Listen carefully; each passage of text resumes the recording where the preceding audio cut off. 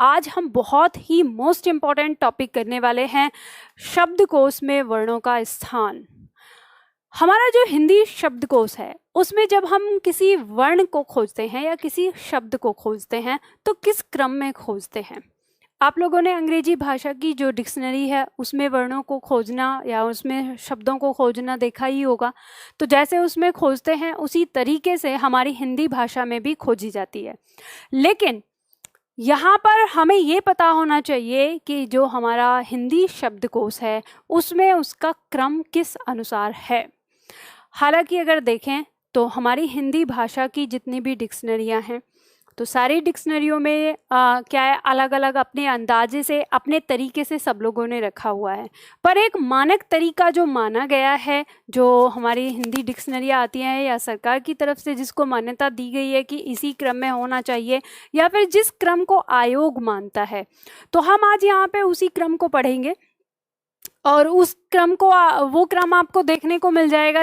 ये जो हमारी डिक्शनरी आती है राजपाल पब्लिकेशन है शायद उसका, जिसमें जो हरदेव बहारी की है, तो उस डिक्शनरी में आप देखेंगे तो उसी क्रम में आता है और आपके एग्जाम में भी वैसे ही पूछा जाता है।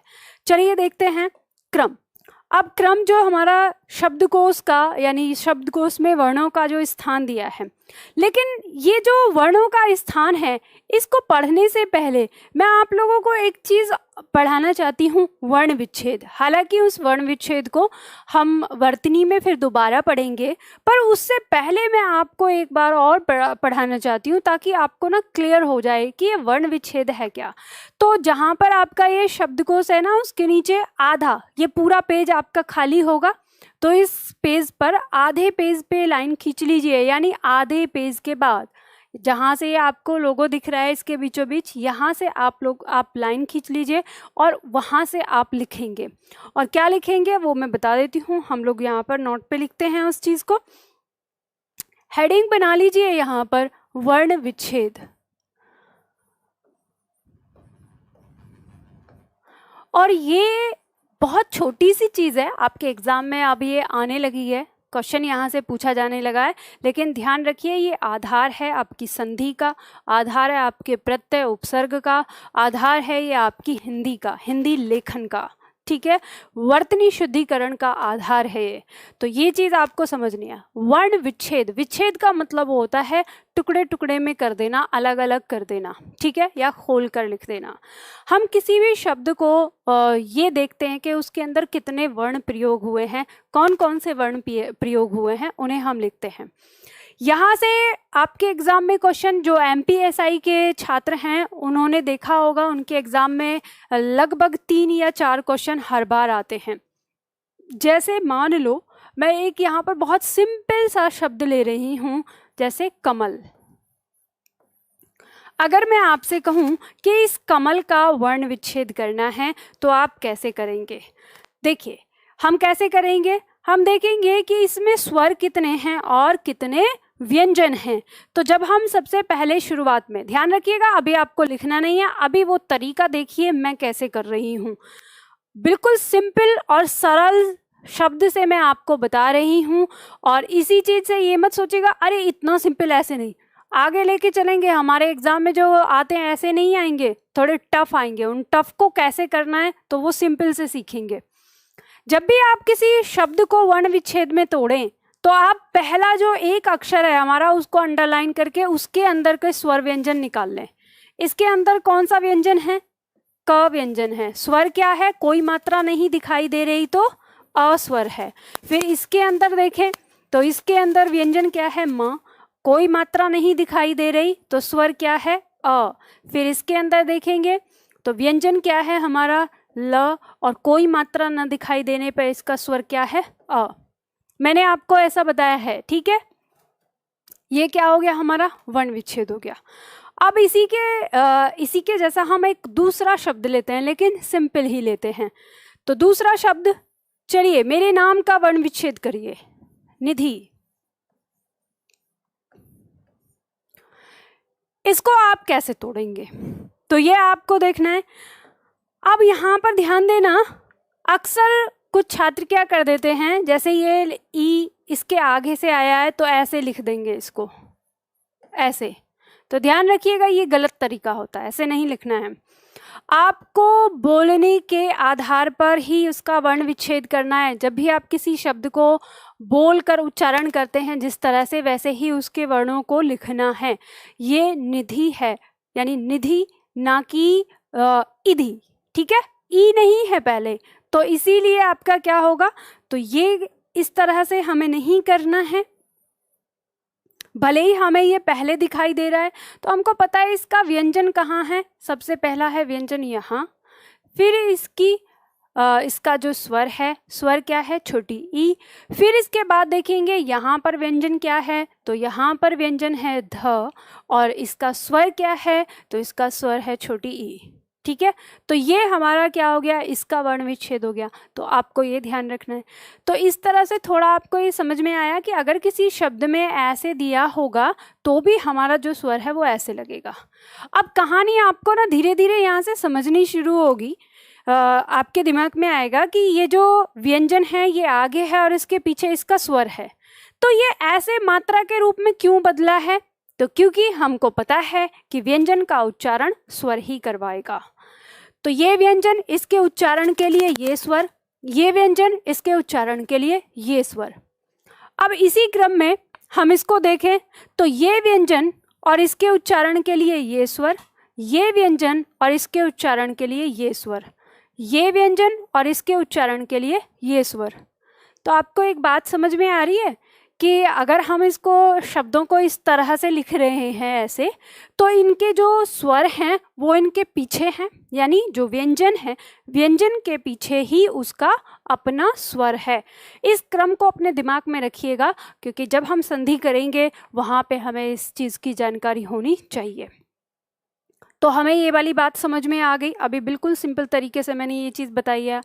अब इसी में मैं आप लोगों को एक टास्क देती हूँ, जो आप लोगों को मुझे टाइप करके बताना है।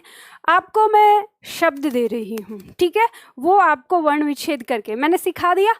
तो अब आपको मुझे करके दिखाना है कि कैसे करेंगे, और मैं शब्द यहाँ पर लिख रही हूँ जो आपके एग्ज़ाम में क्वेश्चन पूछा गया है।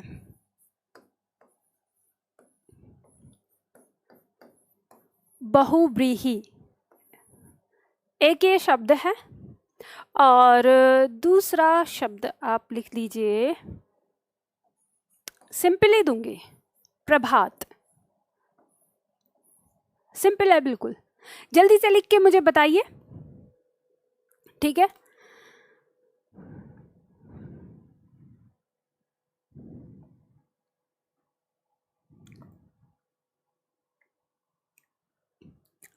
जल्दी से फटाफट से बताइए।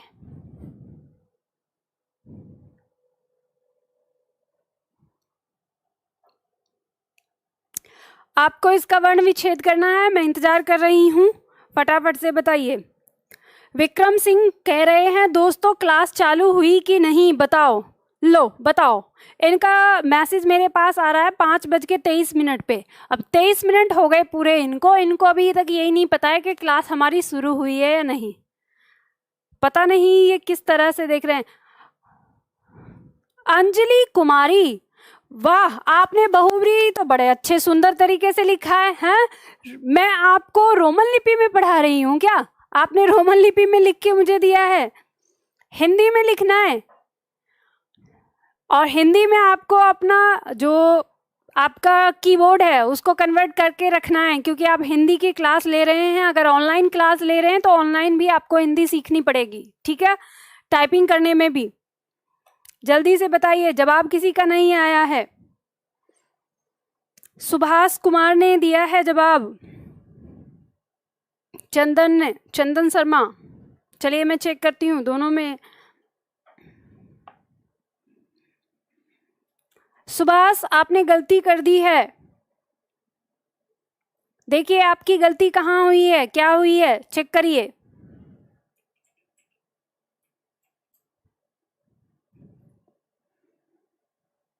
टफ लग रहा है। आप में से कुछ ऐसे भी हैं जो ये कह रहे हैं कि मैम आपने तो बिल्कुल सिंपल वाला करके दिखाया था हमें, और हमको करने के लिए दे दिया एकदम टफ वाला। टफ लग रहा है क्या ये?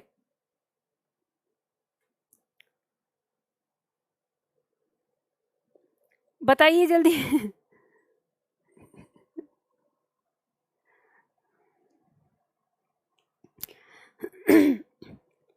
कुछ ही लोग जवाब दे रहे हैं। चलिए मैं आप लोगों को करके दिखाती हूँ। अच्छा, जो 2 4 5 छात्रों ने ही भेजा है, बाकी और जो हैं उन्होंने कोई कुछ लिखा नहीं है, कुछ बताया नहीं है। खैर चलिए कोई बात नहीं। इनमें से कुछ छात्र ऐसे होते हैं अपने पास लिख के रख लेते हैं, देखते हैं जब मैडम बनाएंगी ना अपने आप को खुद ही चेक करेंगे।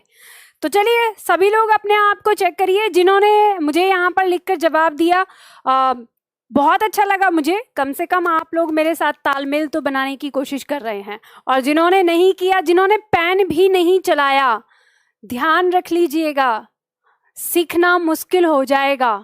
अभी आपको कोई नहीं देख रहा, आप अपने आप को स्वयं देख रहे हैं। तो आप सबसे झूठ बोल सकते हैं पर अपने आप से झूठ नहीं बोल सकते। याद रखिएगा, मैं यहाँ पर मुखर्जी नगर के इस स्टूडियो में खड़े होकर आपकी कुछ मदद नहीं कर सकती।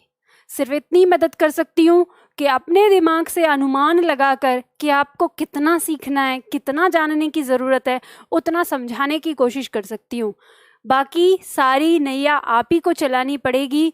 आप ही को अपना, कहते हैं ना माझी, और ये सारी चीज़ें, नौका चलाना भी, नाविक भी, सारी चीज़ें आपको खुद करनी पड़ेंगी अपने लिए। ठीक है, तो ध्यान रखिए। चलिए मैं आपको बताती हूँ। यहाँ पर आपको सीधा सिंपल सा पता है क्या करना है। जब आपको ऐसा लगे ना ये कोई बहुत टेढ़ी खीर नहीं है और इतना पहाड़ का पत्थर भी नहीं है कि आप लोग नहीं कर सकते, आप यूं चुटकियों में कर सकते हैं। कैसे करना है आपको, ये बात आपको पता चल गई ना कि कोई भी व्यंजन जो है वो पहले होता है और जो मात्रा उसके ऊपर लगी होती है वही उसका स्वर होता है। तो आपको उसी तरीके से चलना है। यहाँ पर देखिए, ये आपको इतना अंडरलाइन करना है। पहले तो जी मुझे इस व्यंजन को, यानी आप अगर इनको ना ऐसे टुकड़ों में बांट लेना, मुझे इस तरह से इन व्यंजनों को निकालना है, आसानी से कर लेंगे। तो पहले आप देखेंगे कि पहला व्यंजन क्या है हमारा, ब है। अब ब के नीचे हमको हलंत लगाना पड़ेगा। अगर हमने हलंत नहीं लगाया तो इसके अंदर स्वर शामिल रहेगा। तो ब के ऊपर कोई मात्रा नहीं, तो इसलिए इसका स्वर क्या है, अ। ठीक, उसके बाद हम चलते हैं इस पर। तो यहाँ पर व्यंजन क्या है, यहाँ व्यंजन है ह, और इसके नीचे हम फिर हलंत लगाते हैं। ध्यान रखिएगा, अब ह के ऊपर छोटे ऊ की मात्रा है, तो छोटे ऊ की मात्रा है तो हम यहाँ पर लिख लेंगे इसके साथ छोटे ऊ की मात्रा। कभी कभी कुछ छात्र क्या गलती करते हैं उसको समझ लीजिए, वो यहाँ पर ऐसे लिख देते हैं, ह को ऐसे लिख देंगे और उसका ऊ ऐसे लिख देते हैं। तो ये गलत तरीका है, ये ध्यान रखिएगा। ह के नीचे आपको हलंत लगाना जरूरी है। अगर आपने इसका हलंत नहीं लगाया ना तो इसमें अ शामिल हो जाएगा, तो ये गलती हो जाती है, इसलिए ये ध्यान रखिए आप। ठीक है, तो ये हमारा क्या हो जाएगा इस तरह से। अब इसके बाद हम चलेंगे यहाँ पर। यहाँ थोड़ी सी आप लोगों को प्रॉब्लम हुई होगी कि व को पहले रखें या र को पहले रखें, मतलब क्या। तो यहाँ अभी मैं बता देती हूँ, यहाँ आपको व को पहले रखना है, ये व आधा है और फिर इसके बाद र आएगा, और र की यहाँ पर बड़ी ई की मात्रा है तो बड़ी ई स्वर ये आ जाएगा हमारा। अब ये कैसे हुआ है, इसको कैसे लगाएंगे, तो ये वाली चीज़ हम कल की क्लास में पढ़ेंगे जब हमारी वर्तनी शुरू होगी। ठीक है, उसके बाद बचता है हमारा ये। तो यहाँ पर व्यंजन क्या है, ह, और इसकी मात्रा क्या है, छोटी ई। बस इतना सिंपल हमको ये करना है, ऐसे ही होगा। ठीक, तो इसमें कुछ नहीं था, आप लोगों ने, बहुत लोगों ने सही प्रयास किया इसको। अब इसके बाद बात करते हैं हम प्रभात शब्द की। इसको देखें तो ये तो बिल्कुल ही सिंपल है, इसमें कोई दिक्कत नहीं। आप पहले यहाँ आएंगे, आपको पता है। अगर आपको न समझ में आए कि र को पहले लिखें या प को, तो आप इसके उच्चारण पर ध्यान दे सकते हैं। हम बोलते हैं जैसे प्रभात, तो प्रभात को स्लो करके देखो, प्रभात, यानी प के बाद र, ठीक है, तब आ रहा है। तो हम यहाँ पर समझ जाएंगे कि पहले हमारा क्या है, प है, इसके बाद ये र है, और इसका स्वर यहाँ कोई मात्रा नहीं होने के कारण इसका स्वर अ है। इसके बाद हम इसकी बात करेंगे, तो ये व्यंजन है हमारा भ, और इसका स्वर क्या है, आ है, मात्रा लगी है। फिर व्यंजन है हमारा त, और इसका स्वर है अ, सिंपल है। अब ये वाले जो पॉइंट है अभी फिलहाल के लिए आप ऐसे समझ लो, कल मैं इसको बहुत अच्छे तरह से समझाऊंगी, आपको समझ में आ जाएगा कि ये कैसे है। क्योंकि आप लोगों के पास ना एक क्वेश्चन और होगा कि मैम कहीं पे तो हमने जैसे लिखा ये प्रभात, तो यहाँ पे एक र तो ऐसे आ गया, हम कहीं लिखते हैं कार्य तो एक र ये ऐसे आ जाता है, हम लिखते हैं पृथ्वी तो यहाँ पर भी हमें र का साउंड सुनाई देता है, या हम लिखते हैं ट्रक तो यहाँ पर भी एक र ऐसे आ जाता है। तो इनमें अंतर क्या है, और इसको क्या कहते हैं, र के रूप कहते हैं, ठीक है, या र की मात्राएं कहते हैं कुछ लोग। हालांकि र की मात्राएं कहना उचित नहीं है, र के रूप कहना उचित होता है। तो ये सारी चीज़ें हमारे दिमाग में ये सारे डाउट होंगे, तो ये सारे डाउट भी मैं क्लियर करूँगी। तो आपको ये वाली बात समझ में आई ना, इतना सीख लिया आपने कि हम किसी भी शब्द का वर्ण विच्छेद कैसे करेंगे। अब यहाँ आपको एक बात तुरंत की तुरंत समझ लेनी है, जो हम पॉइंट करने जा रहे हैं शब्दकोश में वर्णों का स्थान। तो आपको ये ध्यान देना है कि जैसे हमने इस शब्द को देखा तो हम देखेंगे कि इसमें पहले ब आया है, फिर अ, फिर ह, फिर उ, फिर व, फिर र, फिर ई, फिर ह और फिर ई। समझ गए? तो ये इस तरह से क्रम आया है। तो आप जैसे मान लो अंग्रेजी भाषा में डिक्शनरी को देखते हैं तो आप पहले देखते हैं ना कि आपको पहले ए, फिर बी, फिर सी, फिर डी, फिर ई, फिर एफ, इस तरह के आप क्रम में उसके वर्णों को देखते हैं, यानी शब्दों को, उसके लेटर को जो देखते हैं तो वो आप ऐसे देखते हैं। तो आपको उसी तरह से ध्यान में रखना है, जब भी आप हिंदी वर्णों को खोजेंगे शब्दकोश में, डिक्शनरी में, तो आपको इसी आधार पे खोजना होगा। इसलिए वर्ण विच्छेद मैंने यहाँ पे सिखाने की कोशिश की है। अब शब्दकोश की बात करें, आपके एग्जाम में यहाँ से क्वेश्चन आ जाता है। क्वेश्चन कैसे आता है पहले आप वो देख लीजिए, उसके बाद हम आगे बढ़ेंगे। तो क्वेश्चन हमारा कुछ इस तरह से पूछा जाता है, आप लोगों के पास ना ये सीट होगी, इस सीट में सबसे नीचे अंतिम में चले जाइए। यहाँ पर देखिए 37 और 38 यानी 37 और 38 जो यहाँ पर हमारा प्रश्न दिया हुआ है, ये प्रश्न आपके एग्जाम में पूछा जाता है। इसमें आपका दिया है कि हिंदी शब्दकोश में शब्दों का क्रम बताइए। अब आपको किस तरह से दिया है, जैसे यहाँ पे दिया है अंजलि, आमर्श, अपघटन और असहनशील, और आपको यहाँ पर ये ए बी सी डी ऐसे दिया है और यहाँ एक क्रम बना के दिया है ए बी सी डी इस तरह से करके। तो अब आपको यहाँ पे देखना है कि हिंदी शब्दकोश में पहले अंजलि आएगा, अपघटन आएगा, आमर्श आएगा या असहनशील आएगा, और दूसरे नंबर पे इनमें कौन सा आएगा, तीसरे पे कौन सा आएगा, चौथे पे कौन सा आएगा। तो ये क्रम देखना है। इसी प्रकार का आपका दूसरा प्रश्न है ये, कि इसमें भी दिया है हिंदी शब्दकोश में शब्दों का क्रम बताना है। तो इसमें भी आपको देखना है कि कवि, क्षार्य, शुद्ध और कमलेश, इनमें से हमारा कौन सा क्रम आएगा, तो ये हमें देखना है। तो इसको सीखने के लिए हमें हिंदी वर्णमाला का क्रम पता होना चाहिए कि हमारी हिंदी वर्णमाला का क्रम क्या है, और उसी के अनुसार हमारी जो शब्दकोश है उसमें इनका प्रयोग होता है। तो चलिए सबसे पहले हम लिखते हैं। तो जहाँ आपका शब्दकोश में वर्णों का स्थान लिखा हुआ है उसके नीचे आपको लिखना अभी नहीं है, मेरे साथ मत लिखिएगा क्योंकि कटिंग होगी। मैं पहले आपको एक तरीके से सिखाऊंगी तो मैं आपको टाइम दे दूंगी उसे उतारने का, आप सिर्फ सीखिएगा, समझिएगा कि मैम ने कैसे बताया। मैं यहाँ पे आपको याद करा रही हूँ, आप चाहो तो मेरे साथ बोल सकते हो।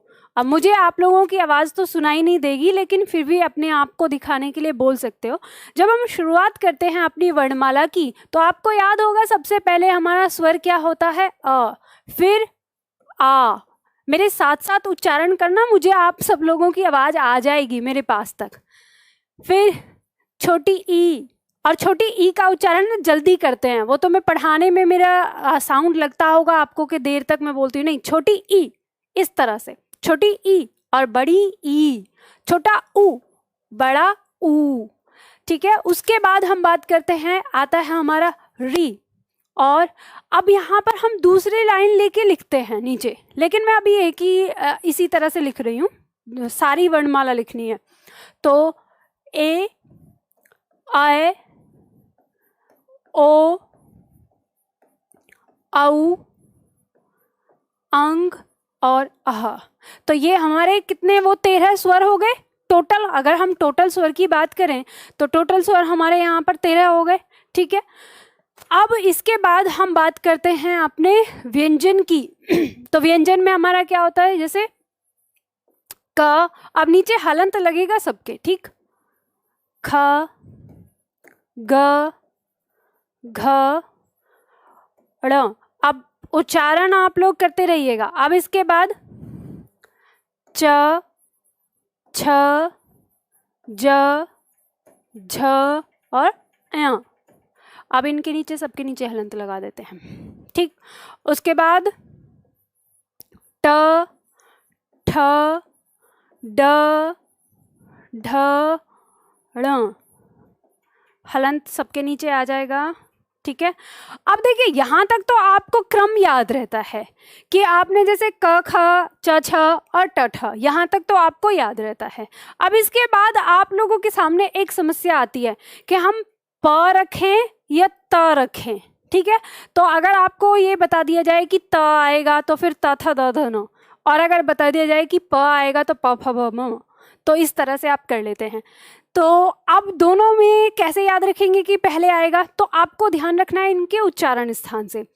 आपको याद रखना है कि जो हमारा स्पर्श व्यंजन है उसमें ओष्ठीय जो वर्ग है सबसे अंत में है, और ओष्ठीय वर्ग कौन सा है, प, मतलब जिसके उच्चारण में हमारे दोनों होंठ आपस में मिलते हैं।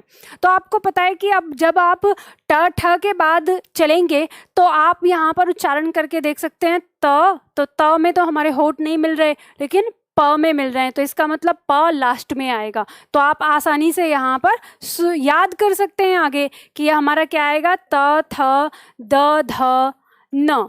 और इस तरह से आपको ये याद हो जाएगा क्रम भी हमारे वर्णों का। देखो आपको ऐसा टीचर नहीं मिलेगा जो आपको पढ़ाई भी और याद करने के तरीके भी सिखाए कैसे याद रखना है। चलिए इसके बाद आगे लिख लीजिए, प, फ, ब, भ, म। अभी थोड़ी देर के लिए लग रहा होगा आपको कि अभी तक हम बच्चों की क्लास में हैं, लेकिन जब हम संधि में पहुंचेंगे ना, आप बहुत मजा आएगा।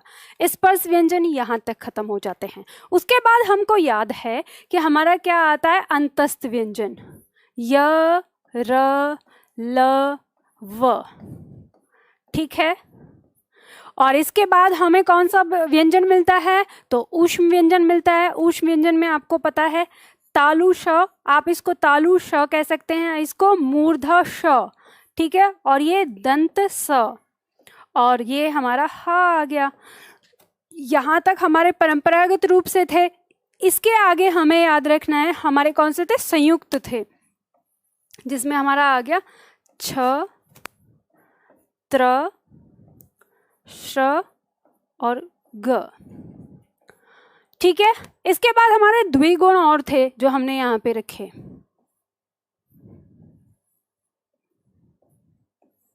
ये हमारे टोटल कितने हैं, 52, ठीक। अभी आप लोगों को दिख रहा है यहाँ तक तो दिख ही रहा होगा ना। तो ये हमारा एक क्रम आपको दिखा। तो क्या हमारे शब्दकोश में वर्ण इसी क्रम में होते हैं, तो नहीं। तो फिर किस क्रम में होते हैं, तो वो आपको समझना है। तो अब समझिए हमारा इनका जो क्रम है जो हमें याद रखना है वो ये है। सबसे पहले हम स्वरों को देख लेते हैं। तो स्वर में ये जो हमारे अंग और अह यानी अनुस्वार और विसर्ग दिए हैं ना, ये यहाँ नहीं होते। जब हम इसको देखते हैं ये यहाँ नहीं होते, मतलब इनका स्थान यहाँ नहीं होता। तो फिर कहाँ होता है इनका स्थान, तो इनका स्थान शब्दकोश में इस आ से पहले होता है। यानी जब भी कभी देखेंगे अगर किसी वर्ण को, तो आ से पहले आपको इनका स्थान मिलेगा। तो स्वर का यहाँ पे हो गया। तो अपने दिमाग में आपको एक पॉइंट याद रखना है कि यानी अनुस्वार और विसर्ग जो है वो आ से पहले मिलेंगे, शब्द की शुरुआत में मिलेंगे, ठीक। तो ये आपने रख लिया। उसके बाद हम बात करते हैं इन संयुक्त वर्णों की। तो ये जो संयुक्त वर्ण थे हमने इनमें पढ़ा था कि ये जो हमारा वर्ण है ये क और श, इनसे मिलकर बना है। तो याद रखिए इसका जो क्रम है वो कहाँ होगा, इसका क्रम हमारे इस क के बाद होगा, ये जो क, तो ये क कहाँ है, यहाँ, तो हमें ये यहाँ मिलेगा, यानी जब भी हम इसको देखेंगे तो यहाँ देखेंगे। इसी से आपके एग्जाम में क्वेश्चन आता है कि हिंदी शब्दकोश में का जो हमारा छ है इसका स्थान किसके बाद है, और आपको ऑप्शन में मिला रहता है कहीं ना कहीं क। कभी आपने ये आंसर देख, आपने ये दिमाग में सोचा है कि मैम हम तो जब पढ़ते हैं शब्दकोश में तो ह के बाद आता है, लेकिन वो प्रश्न हमसे पूछा जाता है, हमने लूसेंट से रट लिया कि छ किसके बाद आता है, क के बाद। कभी दिमाग में सोचा था कि क्यों आता है क के बाद, आखिर क्या रीजन है, क के बाद तो हम ख को पढ़ते हैं, है ना? सोचा होगा, तो आंसर आज मिल गया। तो इसलिए आता है क्योंकि इसमें ये किससे बना हुआ है, इसकी इन दोनों की मदद से बना है। तो इसलिए हम यहाँ पर इसको क्या करते हैं, क के, यानी इस पहले पे, तो इसी के आधार पर बाकी तीनों का भी स्थान निर्धारित होता है। ये त और र से मिलकर बनता है, तो इसका पहला वर्ण त है, तो ये त्र इस त के बाद आएगा। कहाँ है त, यहाँ है, तो इस त्र से संबंधित जो शब्द हैं वो हमें यहाँ मिलेंगे। फिर हम बात करते हैं इस श की, तो ये हमारा तालु श और र से मिलकर बना है, तो ये भी पहला वर्ण है इसका, ठीक। तो ये जो हमारा श्र है ये हमको कहाँ मिलेगा, तो ये हमको मिलेगा इसके बाद यहाँ पर। और फिर ये हमारा कहाँ मिलेगा, तो आपको पता है ये ज और य से मिलकर बना है, तो ये कहाँ मिलेगा, ज के बाद, और ज हमारा कहाँ है, यहाँ, तो इसका प्रयोग, इससे संबंधित जो शब्द हैं वो हमें यहाँ मिलेंगे शब्दकोश में जब भी आप खोजेंगे, ठीक है। तो ये चीज़ आपको यहाँ पर समझ में आई कि हमें इस तरह से मतलब इनका प्रयोग होगा। अब यहाँ से हम इसको हटा देते हैं, इस वाली चीज़ को, ये तो हमारे तय हो गए कहाँ मिलने हैं, तो ये हमने यहाँ से हटा दिया, इसको हम यहाँ से हटा देते हैं, ठीक है। अब बचते हैं हमारे ये दो। अब ये दो कहाँ मिलेंगे, तो ये दोनों भी हमें यहाँ मिलेंगे, ये इसके साथ, ठीक है, और ये इसके साथ, तो ये दोनों भी यहाँ से हट गए। अब ये जो हमारे सामने लिख कर आया, ये ही क्रम है हमारा हिंदी भाषा के अंदर, जो हमारा हिंदी शब्दकोश है उसके अंदर इसका क्रम होता है। यानी वर्णमाला में जब भी हम खोजेंगे, जब भी हम शब्दकोश में वर्णों को खोजेंगे, इस क्रम को खोजेंगे, तो इस क्रम में खोजेंगे, ठीक है, इस क्रम में, इस तरह से। अब आप इसको उतार लीजिए यहाँ तक, यहाँ से लेकर यहाँ तक हमारा आ जाता है, इसको उतार लीजिए। इसके बाद फिर आगे जो मैंने अभी आपको प्रश्न दिया था उस प्रश्न का आंसर समझकर बताइए जल्दी से फटाफट, और मैं टाइम देती हूँ आपको यहाँ पर थोड़ा सा, तो आपको टाइम दिया गया है तो आप इसमें देख लीजिए, समझ लीजिए। क्लास में कुछ डिस्टरबेंस हो रहा है क्या तरुण? देखना नेट की स्पीड जरा चेक करो तो सही चल रहा है ना? पता नहीं, मुझे तो बार बार रुक के दिखाई दे रहा है, हो सकता है छात्रों को भी प्रॉब्लम हो रही हो इसमें, हो सकता है। चलिए आप लोग जल्दी से उतारिए फटाफट से, मैं आप लोगों को टाइम दे रही हूँ, इसको उतार लीजिए जल्दी।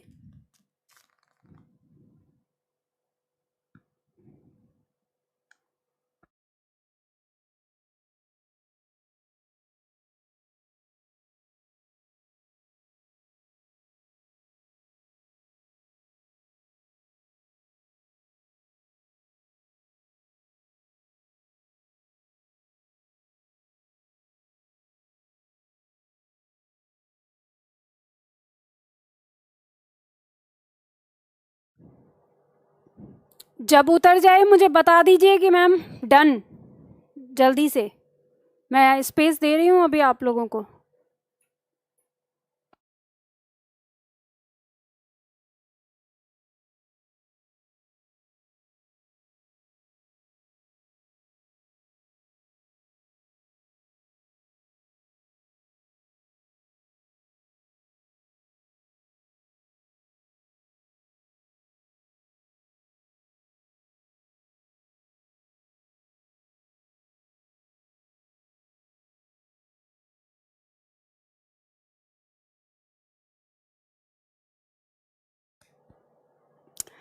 ऋषभ दुबे ने पूछा था आयकरांत का उदाहरण बताइए मैम। अरे आप हर एक चीज का उदाहरण मेरे से क्यों पूछते हैं? आप लोग भी अपना दिमाग लगा लिया करिए। ये आपका आयकरांत का उदाहरण हो गया, ठीक है। इस तरह से और भी बहुत सारे आ जाएंगे, आप देखेंगे तो। ठीक,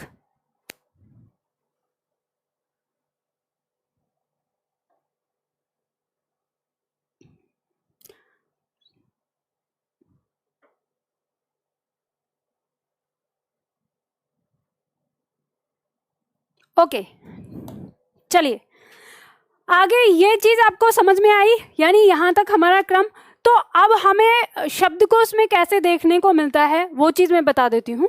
शब्दकोश में हमें मिलेगा, जैसे हम शब्दकोश पे जाएंगे तो सबसे पहले हमें एक पेज दिखेगा जिसपे ना अ से संबंधित शब्द दिए होंगे। तो वहाँ क्या होगा, सबसे पहले हमें इससे संबंधित वर्ण मिलेगा कि ये जो हमारा अंग दिया है ये, और तब उसके बाद हमको दिखेगा कि अगर इससे संबंधित है। और अगर कोई अह से शुरू होता है, हालांकि ऐसा कोई शब्द नहीं होता जो अह से शुरू होता हो, तो जब होता ही नहीं है तो इसको हटा दीजिए यहाँ से। फिर उसके बाद आपको तब अ से देखने को मिलेंगे, और फिर उसी तरह से अब जैसे आ दिया है फिर आपको आ जाएगा यहाँ पर आ से संबंधित। तो जब आ से संबंधित वर्ण देखने को मिलेंगे तो आपको यहाँ पर ही देखने को मिलेगा ये सबसे पहले। फिर उसके बाद आपको यहाँ पे मिलेगा ये अर्धचांद का जो हमने प्रयोग किया था, ठीक, वो भी यहाँ मिलेगा। और इसी के साथ यहाँ पे आपको चंद्रबिंदु वाला भी मिलेगा, ऐसे चंद्रबिंदु, इसके बाद ये, और तब जाके आपको यहाँ पे आ का दिखाई देगा। और फिर आ के बाद जब ई, और इस तरह से स्वर होते होते जो आपके स्वर हैं औ तक आ जाते हैं, औ तक के आपको सारे वर्ण मिल जाएंगे। अब मान लो जैसे औ में भी जाते हैं तो सबसे पहले आपको अगर कोई वर्ण इससे शुरू हो रहा होगा ना तो ये मिलेगा, तब जाके आपको इससे शुरू होने वाला वर्ण मिलेगा। उसी तरह से जब हम आते हैं व्यंजन पे, जब व्यंजन का होगा तो जहाँ क से मिलेगा तो वहाँ ये ऐसे रखा होगा कि भाई अब इससे क, तो क की शुरुआत भी कहाँ से होती है ये उतार लेना, बीच अगर आपके पास स्पेस बचा हो ना उसमें उतार लेना। तो क की शुरुआत भी कहाँ से होती है, पहले अंग वाले से होती है, उसके बाद आपको क, फिर का, फिर की, यानी जो स्वरों का क्रम है उसी तरह से ऐसे होते हैं। अंत में आपको यहाँ पर क्या मिलता है, कऊ। और जब ये कऊ खत्म हो जाता है तो स्वर तो खत्म हो गए, अब आपको क्या मिलेगा, अब मिलेगा इसमें व्यंजन। तो फिर आपको इसके बाद यहाँ पर आधा क, अगर कोई शब्द आधे क से शुरू हो रहा है तो वो दिखेगा।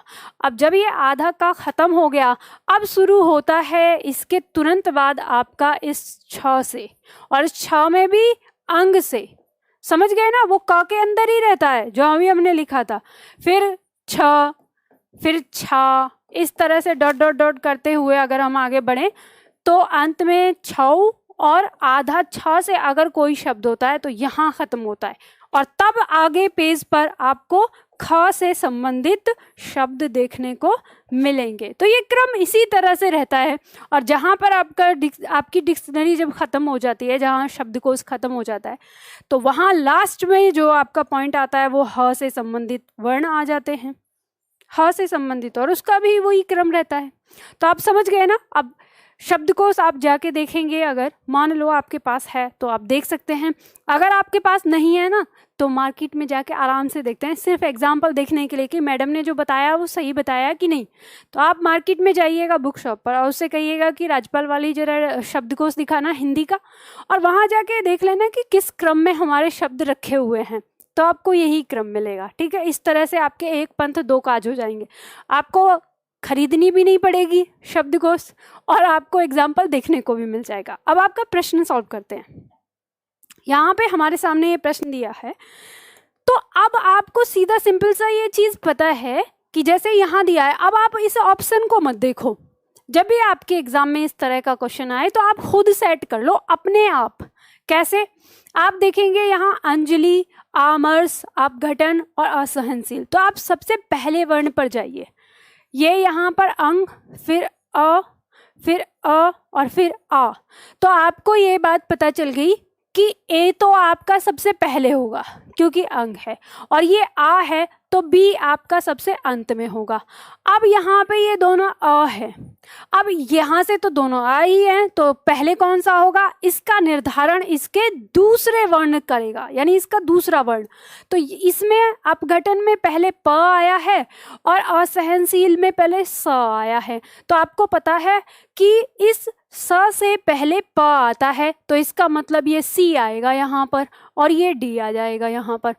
जिस भी ऑप्शन में आपका ये हो ए सी डी बी, तो आप देखिए कहाँ पे है, तो ए सी डी बी आपका इस ख में दिया है, तो यही आपका क्या है, आंसर है। समझ गए। इसी तरह से आपको इस दूसरे का भी निकालना है।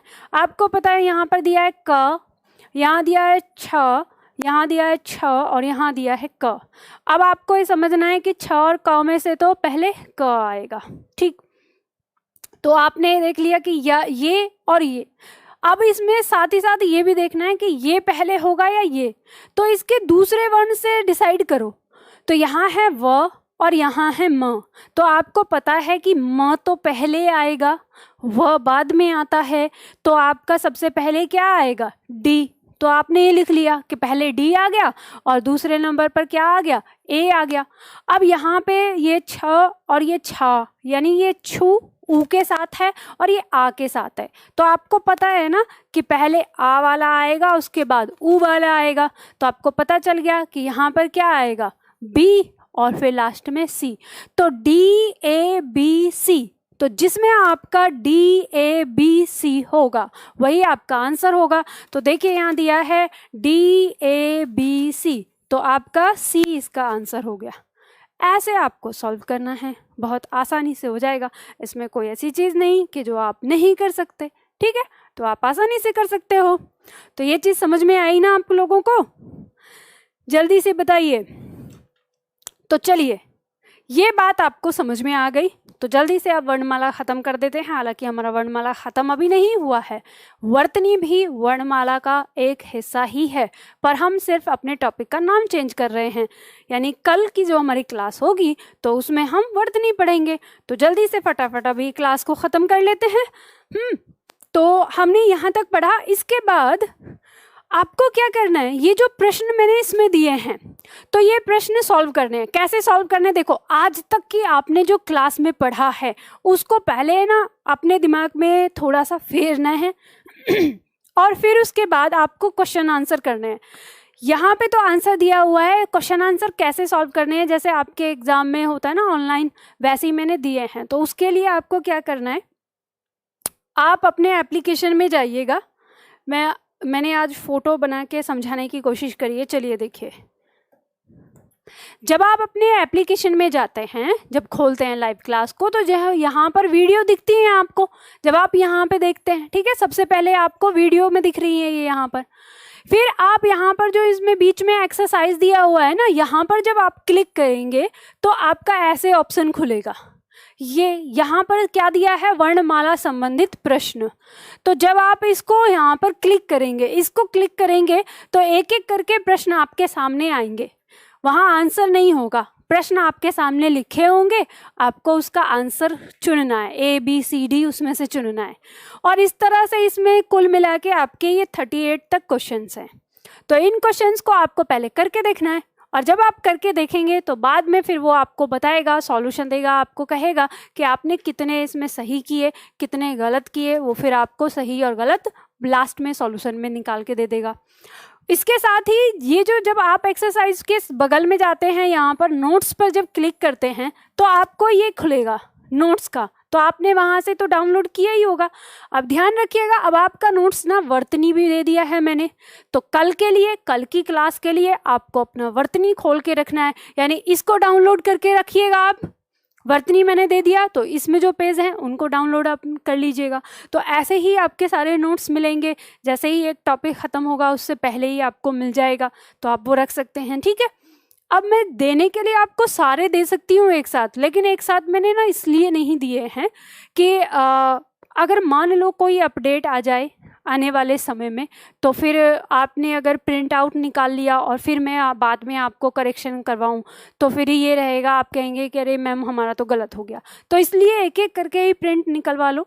और अगर आप में से किसी छात्र को ऐसा लगता है कि मैम हमको ना प्रिंट निकलवाने के लिए बहुत दूर जाना पड़ता है, आप हमको एक बार में ही दे दो, तो वो मुझे व्हाट्सएप पे कांटेक्ट कर लेना, मैं आपको व्हाट्सएप पे दे दूंगी, ठीक है। तो चलिए, तो ये बात आपको समझ में आए। य में छ का क्रमबद्ध कैसे करेंगे? मनोहर मिश्रा, आप क्या पूछना चाह रहे हैं? मैं ना क्लियर समझ नहीं पाई हूँ इस बात को, आप थोड़ा सा क्लियर बताइए मुझे जो आप पूछना चाह रहे हैं। तो ये चीज़ समझ में आ गई ना, तो किस तरह से आपको जाके प्रश्नों का अभ्यास करना है। अब इसके बाद ये प्रश्न आपके दिए हैं, अब यहाँ पर आप ये चीज़ देखिए, थोड़ा पहले ही जाइए। जो मैंने कहा था कि एक शॉर्ट ट्रिक आपको समझनी है पूरी वर्णमाला, तो यहाँ पे तो ये आपको पता ही है, स्वर तो मैंने शॉर्ट ट्रिक आपको बता ही दी थी। तो यहाँ पर व्यंजन में आपको चीज़ समझनी है, जैसे दिया हुआ है इसको याद कर लीजिएगा आप अपने हिसाब से, और इसमें कोई आपको अपने तरीके से कोई चीज़ शॉर्ट में रखनी हो तो वो आप रख सकते हो। जैसे यहाँ पर उच्चारण स्थान दिया है, ये कंठ के द्वारा, तो वर्ग क्या है? कंठे वर्ग कहलाता है। इसी तरह से तालु के द्वारा तो तालव्य कहलाता है।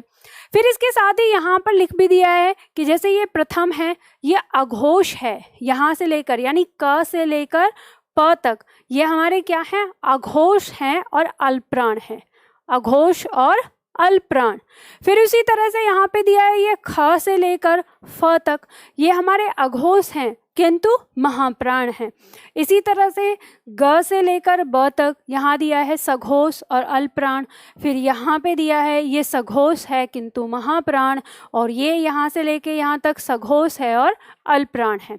अब यहाँ पे ऐसे समझ सकते हैं, जैसे यहाँ पे हमारा दिया है कि जो हमारे ये अंतस्थ व्यंजन है ये अल्पप्राण में है पूरा, ठीक है, और जो ये ऊष्म व्यंजन है ये महाप्राण है। लेकिन यहाँ दिया है कि यरल व और ह ये हमारा सघोष है और ये तीनों वर्ण हमारे क्या हैं? अघोष हैं।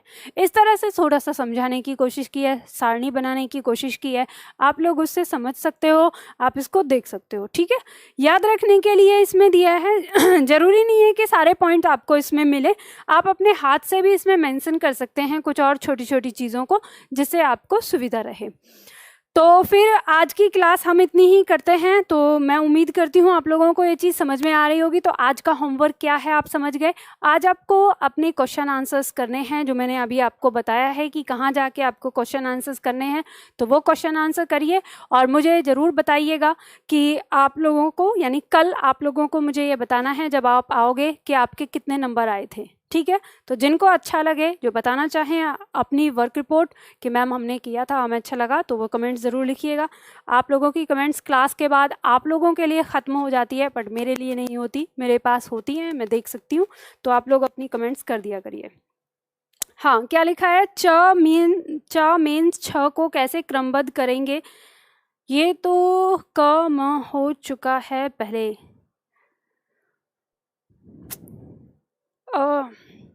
आप क्रमबद्ध मतलब किसकी बात कर रहे हैं? च में झ को, ये झ आपका कोई संयुक्त वर्ण नहीं है।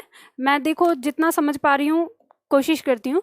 आप यहाँ बात कर रहे हैं ना इसकी, तो आप ये कह रहे हैं कि च में इस झ को, ये झ तो आपका अपने आप में पहला ही वर्ण है, हम इसको तो क्रमबद्ध करने की बात नहीं कर रहे। इसमें कहाँ पे ये जो हमारा ज है ना, इस ज के बाद हमारा ये जरूर आ रहा है, ठीक है, ये आ रहा है, न कि ये। तो क्रम कैसे रहेगा? च छ ज और ज के बाद ग रहेगा और फिर ये झ होगा, झ झंडा, ठीक है। तो ये क्रम हमारा इसमें रहेगा। और आप क्या जानना चाहते हैं? अगर यहाँ पर आप मतलब सही से बता नहीं पा रहे, हो सकता है कि टाइपिंग में दिक्कत हो, तो आप मुझे व्हाट्सअप कर दीजिएगा, ठीक। व्हाट्सअप में अपना ऑडियो मैसेज भेज दीजिएगा, कोई दिक्कत नहीं, मैं वहाँ पे समझा दूंगी। और बताइए, अच्छा, अमरीश कुमार ने कहा अब आप लोग अपने डाउट लिख सकते हैं इस समय। तो मैंने यहाँ पर अभी आपका वर्णमाला जो टॉपिक है ये ख़त्म किया है। इसमें अगर आपको कोई डाउट हो, कोई बचा हुआ हो डाउट, तो वो पूछ सकते हैं अभी।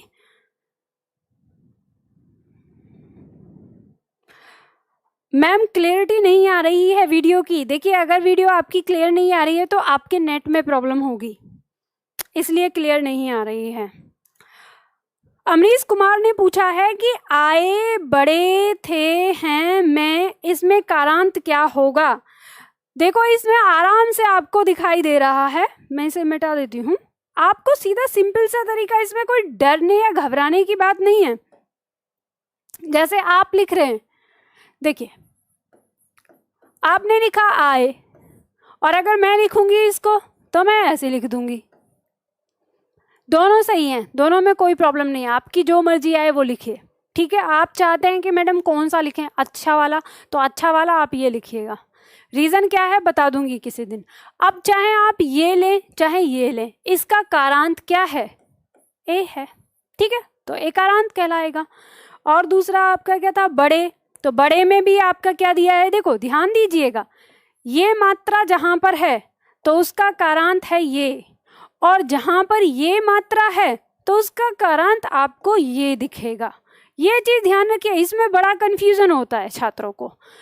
छात्र क्या सोचते हैं कि ये जो ऐसे दिया है इसको मान लेते हैं इसकी मात्रा ये, तो ये चीज़ गलत है। ध्यान रखिएगा, जिस पर एक मात्रा उसकी दो मात्रा, और जिस पर कोई मात्रा नहीं उसकी एक मात्रा। ठीक है, आपको ऐसे याद रखना है, जिस पर एक मात्रा उसकी रियल में दो मात्रा होती है, और जिस पर कोई मात्रा नहीं उसकी रियल में एक मात्रा होती है। तो हो सकता है कि आपको कंफ्यूजन इस वजह से हो रहा होगा, तो ये चीज आप समझ लीजिए।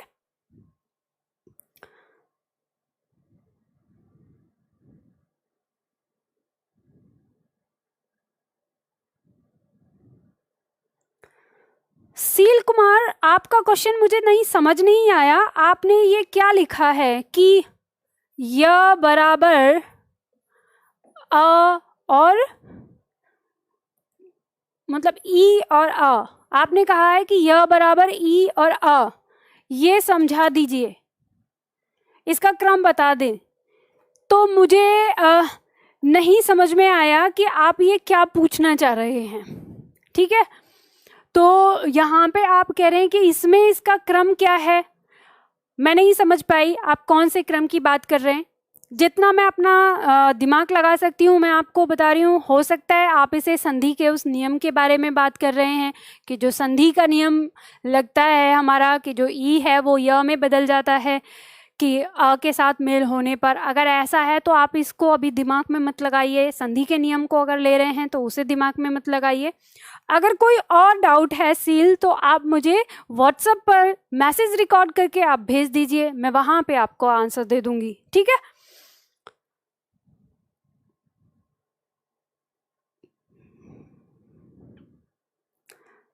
आलोक पूछ रहा है री कहाँ पर आएगा। देखो री जो है ये आपका उसी क्रम में आएगा, यहाँ पे आपका बड़ा ऊ आता है, इसके बाद आपका ए आता है, इन दोनों के बीच के क्रम में आएगा। ठीक है, वो कहीं नहीं जाएगा इधर उधर।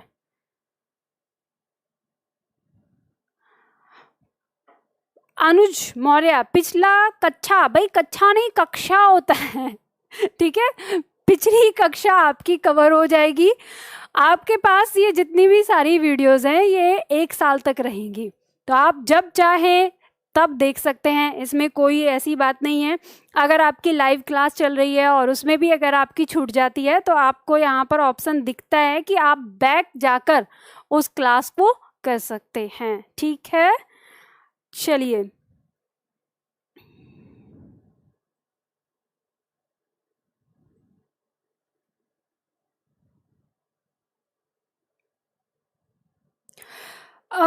सुभाष कुमार ने क्वेश्चन पूछ किया है कि मैम लूसेंट में बहुत अलग स्वर व्यंजन की कुल संख्या बहुत अलग है, प्लीज़ एग्ज़ाम के हिसाब से आप बताएं।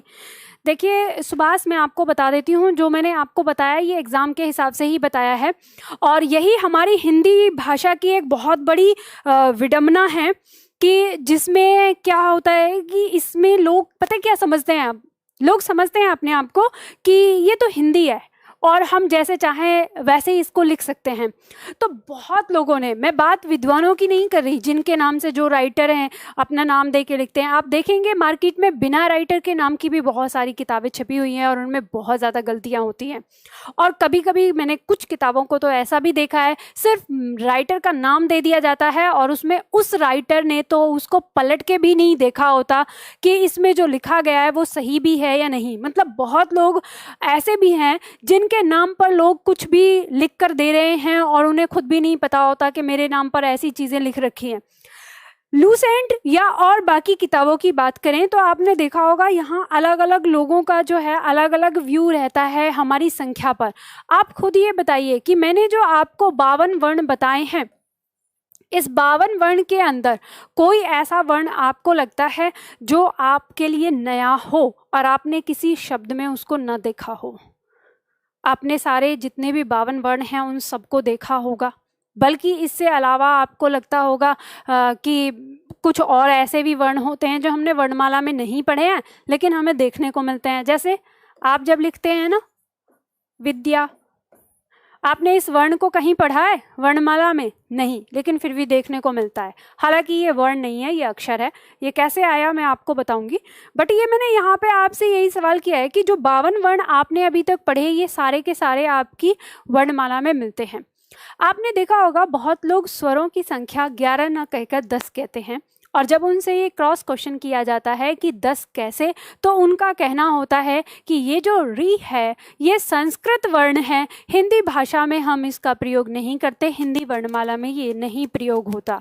वो ऐसा आधार देते हैं। तो ध्यान रखिएगा, ऐसा आधार ये निराधार है, इसका कोई औचित्य नहीं। क्यों? क्योंकि अगर हमारे हिंदी शब्दकोश में पृथ्वी शब्द ना दिया होता या वृत्त शब्द ना दिया होता, इसी तरह से और भी बहुत सारे शब्द होते हैं जिनके नीचे री की मात्रा लगती है। जैसे हम लिखते हैं गृह, ठीक है, तो गृह जो हमारा होता है घर के लिए आता है। तो ऐसे अगर हमारे शब्द ना होते हमारे हिंदी शब्दकोश में तो हम कह सकते थे कि इसका हिंदी वर्णमाला में कोई स्थान नहीं। लेकिन आपको पता है कि 60% हमारे जो शब्द हैं वो संस्कृत भाषा से लिए गए हैं। तो ये जो हमारा री है ये बहुत सारे शब्दों में प्रयोग होता है। हाँ, हम ये कह सकते हैं कि जो हमारा री है इसका प्रयोग हिंदी शब्दों में यानी तत्सम तद्भव शब्दों में नहीं मिलता, सिर्फ और सिर्फ कहाँ मिलता है? तत्सम शब्दों में मिलता है। तो ये हम कह सकते हैं, बट हम ये नहीं कह सकते कि ये हमारी वर्णमाला का हिस्सा नहीं है। तो ये हमारी वर्णमाला का हिस्सा है, इसलिए जो लोग 10 स्वर बताते हैं वो गलत बताते हैं। स्वर हमारे 11 होते हैं और कुल स्वर हमारे 13 होते हैं, जो मैंने आपको शुरू से ही बताया। और टोटल हमारे 52 वर्ण होते ही हैं। 52 संख्या है, कैसे है वो मैंने आपको एक एक करके सारे क्रम से बताई है। तो मैं आप सभी लोगों से ये भी कहूँगी कि आप सभी लोग अपनी जो मतलब क्लास है, जैसे वर्णमाला जो आपने पढ़ी, तो एक बार फिर से रिवीजन कर लेना, ये आप लोगों के लिए सही रहेगा। खैर आगे बढ़ते हैं। स्पर्श संघर्षी वर्ण क्या है? देखो, स्पर्श संघर्षी वर्ण जो आपका जो च वर्ग होता है ना, च वर्ग याद रख लीजिए, इसको लिख लीजिए, प्रश्न आ जाता है। च वर्ग को स्पर्श संघर्षी वर्ण किया कहा जाता है। च वर्ण का जब उच्चारण होता है तो इसमें जो जीभ है किसी न किसी पार्ट से स्पर्श करती है और वो वहाँ पर घर्षण करती है, इसलिए इसको स्पर्श संघर्षी वर्ण कहा गया है। च वर्ग को, च के अंदर च, छ, ज, झ ये आ जाएंगे, ठीक है। और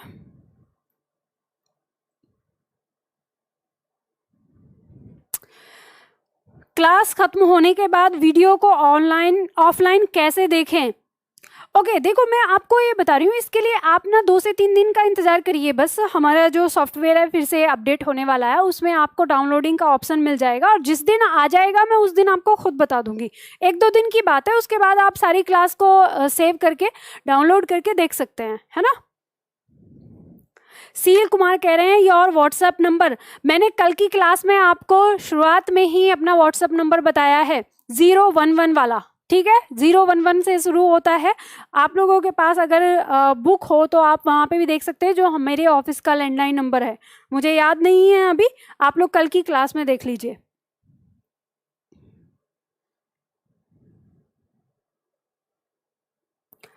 मैम संयुक्त वर्ण में महाप्राण अघोष शघोष नहीं होता है। देखो आशीष, एक बात ध्यान रखिएगा, ऐसे तो नहीं होता है, इसको इसमें वर्गीकृत किया भी नहीं गया है, क्योंकि हम जो व्यंजनों का वर्गीकरण करते हैं वो परंपरागत वाले वर्णों में करते हैं, और परंपरागत के अंदर हमारे कौन से आ जाते हैं, ह तक आ जाते हैं। ठीक है, अब उसके बाद हम संयुक्त वर्ण की बात करें अगर, तो संयुक्त वर्ण में अगर आप ये रखना चाहते हैं तो आप उसके आधार पर रख सकते हैं। जैसे मैंने आपको बताया था, जैसे मान लो आपका ये छ है, इस छ के अंदर आपका कौन कौन सा वर्ण है, तो ये क और श, तालु, इससे मिलकर बना है। तो इसमें और इसमें जो है उसी का मेल करके आप इनको रख सकते हैं, जैसे हमने स्वर को रखा था, जैसे कंठोष्ठ रखा था, और उस तरीके से करके जो हमने वर्ण को रखा था, तो आप ऐसे करके रख सकते हैं। हालांकि आपके एग्जाम में ऐसा क्वेश्चंस नहीं आता, बट कुछ लोग ना ऐसे करके क्वेश्चन पूछते भी हैं, अभ्यास में भी बड़े आ रहे हैं। अच्छा, अभ्यास से मुझे एक बात याद आई कि एक मतलब प्रश्न है, आप लोग पता है क्या करते हो, मेरे जो दिए हुए प्रश्न उत्तर हैं उनको तो पढ़ते नहीं हो आप ना। जो मार्केट में इतने सारे अभ्यास सेट आए हुए हैं, साइट चल रही हैं, बहुत सारे यूट्यूब चैनल हैं, उन पे हैं, तो आप वहाँ पे क्वेश्चन करते हो, सॉल्व करते हो, और वहाँ जो डाउट समझ में नहीं आता उस क्वेश्चन को मेरे पास भेजते हो, जबकि आप ये भी नहीं देखते कि वो क्वेश्चन हमारा सही भी है या नहीं। तो एक ऐसा प्रश्न है हमारे मार्केट में जो एक बार पूछा गया था कि निम्न में से मानक वर्ण नहीं है। आप लोगों ने देखा होगा, क्या है मानक वर्ण। ये बड़ा पूछा जाता है, मैं आप लोगों को बता देती हूँ। ये डाउट, ये ऐसे डाउट है ना जो आपके दिमाग में घूमते रहते हैं, आपको कहीं मिलेंगे नहीं इनके आंसर। पूछा जाता है निम्न में से मानक वर्ण नहीं है, और उसमें 4 ऑप्शन अक्सर हमारे आते हैं। तो जो रियल पेपर था उसके ऑप्शन कुछ इस तरह से थे, जैसे मान लो पहले ऑप्शन में दे दिया झ, ए ऑप्शन में, बी ऑप्शन में दे दिया जैसे म, सी ऑप्शन में दे दिया हमने इसमें जैसे फ, और एक डी ऑप्शन में दे दिया था इस तरह से भ लिखकर, और इसमें ऐसे लिख दिया। ये जो वास्तविक प्रश्न था वो ये था कि निम्न में से मानक वर्ण नहीं है।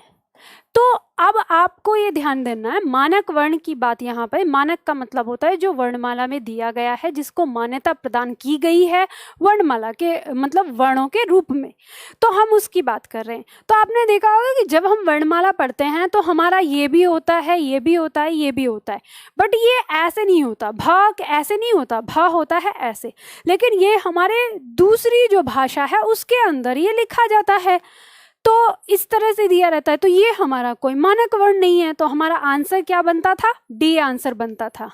अब हमारे समाज में क्या हो गया है, हमारे समाज के जो लोग हैं जो क्वेश्चन सेट पेपर कर रहे हैं, मतलब जो क्वेश्चन सेट कर रहे हैं, उनको ये वाली बात तो पता नहीं है कि ये आया कैसे है, वो इसको हटा देते हैं। अब ये 4 दिए और इन 4 में वो क्या करते हैं, अपने अंदाजे से इन चारों में से किसी का भी आंसर लगा के आपको दे देते कि ये आंसर होगा। और छात्र मेरे पास क्वेश्चन करते हैं कि मैम इनमें से बताइए इसका आंसर कैसे निकालें, ये क्यों है, ये क्यों नहीं है, ये क्यों है, ये क्यों नहीं है। तो फिर मुझे ये बात समझ में नहीं आती कि मैं कैसे समझाऊं और कैसे आप लोगों को बताऊं कि वास्तविकता क्या है और आप मार्केट की चीज़ों में कैसे धोखा खा रहे हैं। तो ये बात ध्यान रखिए, जब भी आप कहीं पे भी प्रश्न कोई भी कर रहे हैं, सॉल्व कर रहे हैं, मैं कभी नहीं रोकती आपको। हालांकि मुझे ये कहना चाहिए कि आपको जब अभ्यास करना है तो आप मेरे ही प्रश्नों का अभ्यास करिए जब मैं आप लोगों को पढ़ा रही हूँ, लेकिन मैं फिर भी नहीं रोकती। आप जाइए, अपने आप को चेक करिए, हर जगह चेक करिए, पर अपने आप को संदेह के घेरे में मत खड़ा करिए। आप स्मार्ट हो, आपने वर्णमाला को बहुत अच्छी तरह से सीख लिया है, समझ लिया है, प्रैक्टिकल करके देखा है, तो आप उस पर अपना लॉजिक लगाओ। और जहाँ भी कहीं आपको इस तरह का, ये लेटेस्ट क्वेश्चन है, 2 दिन पहले आया मेरे पास, जो छात्र ने पूछा था, तो अगर इस तरह का कोई वाहियात प्रश्न आपके सामने आता है तो या तो उसको रिजेक्ट कर दो, और अगर आप रिजेक्ट नहीं कर सकते, उसका ऑपरेशन करना चाहते हैं, तो जो बंदा आपको बना के दे रहा है ना, उसका सर खाओ, मेरा नहीं। ठीक है, जब नहीं पता चलता है तो उसका सर खाओ कि भाई ये बता तूने ऐसे ऐसे प्रश्न क्यों बना दिया। तो यकीन मानिए कि हमारी हिंदी भाषा के अभ्यास प्रश्न भी जो बनाए गए हैं उनमें बहुत ज़्यादा कंफ्यूजन कर दिया जाता है। चलिए, तो फिर आप लोगों के क्वेश्चन खत्म हो गए। और भी क्वेश्चन है? अरे कुछ क्वेश्चन और भी आ गए हैं। हमने आज ही आपकी क्लास ली है, चलिए बहुत सुंदर। बाकी की क्लासेस जो हैं हमारी उनको पढ़ लेना पहले देख के।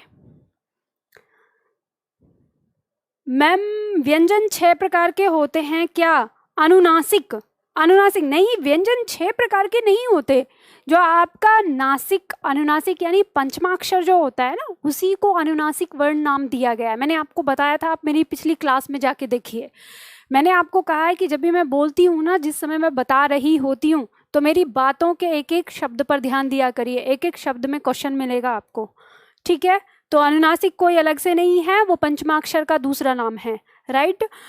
मैम व्यवस्थित ग्रुप या क्रम एक ही है या अलग अलग है? नहीं, बिल्कुल एक ही है। वो कहने का सिर्फ फेर है, शब्दों का फेर है। लेकिन आपको एक बात और बता देती हूँ, हमारे यहाँ देश में ऐसे महाशय हैं जो आपको इसमें भी अंतर बता देंगे, ठीक है? अलग अलग वो अभ्यास सेट तय करते हैं। मैम लेट हो गया, शुभम सैनी, कोई बात नहीं, फिर दोबारा से आप देख लीजिएगा क्लास को। ओके, वर्णमाला की परिभाषा में, वर्णमाला की परिभाषा में आगे क्या? अब वर्णमाला हम खत्म करने जा रहे हैं, आप परिभाषा की बात कर रहे हैं। खैर, अच्छा, आपने 2 टुकड़ों में अपना प्रश्न लिखा था, प्रशांत कुमार, एक ही बार में लिख दिया करो भाई। चलो आगे। यहाँ पे हमारे श्याम शर्मा जी ने क्या एक नाम लिखा है बुक का कि उसमें बहुत सारी मिस्टेक हैं। देखिए, किताबों में मिस्टेक हो जाती है, ह्यूमन एरर ही होता है एक तरीके का, सही देखा जाए तो, क्योंकि टाइपिंग करते हैं उसमें मिस्टेक हो जाती है। आप ध्यान रखिए, पढ़िए, अच्छे से पढ़िए। जब टीचर आपको पढ़ा रहा है वहाँ पर ध्यान देते हुए आप अपना सही करिए, ठीक है? अंगद में कौन सा कारांत है? ये कौन पूछ रहे हैं? प्राजीवल सिंह। अच्छा, अंगद में देखिए, आप सीधा कैसे आपको निकालना है कोई भी शब्द आपके सामने लिखा, आपने लिखा अंगद, अंतिम वर्ण देखिए, अंतिम वर्ण में आपको पता है कितने वर्ण हैं? ये तो है व्यंजन, और कोई मात्रा न होने के कारण ये है स्वर, तो यही कारांत होगा, राइट? बिल्कुल सिंपल है, आराम से कर सकते हैं। मैम आपने इसका बताया नहीं उत्तर भाई, किसका? आगे बताइए। चलिए, अब आप लोगों के क्वेश्चंस खत्म हो गए हैं, किसी के क्वेश्चन रह भी गए हैं बीच में?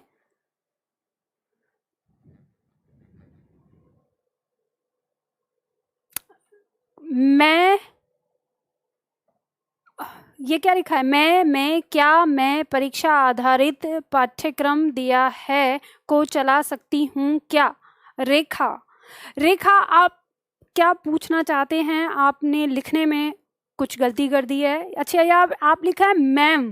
ओके, मैम क्या मैं परीक्षा आधारित पाठ्यक्रम दिया है को चला सकती हूँ क्या? मतलब आप क्या चलाना चाहती हैं, मैं नहीं समझ पा रही हूँ, सॉरी।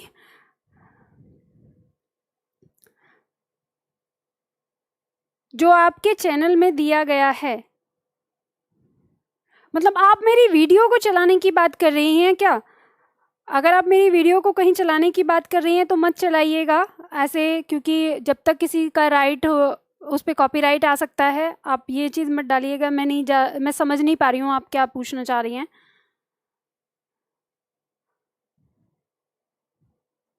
चलिए मैम, वर्तस्य का मतलब क्या है?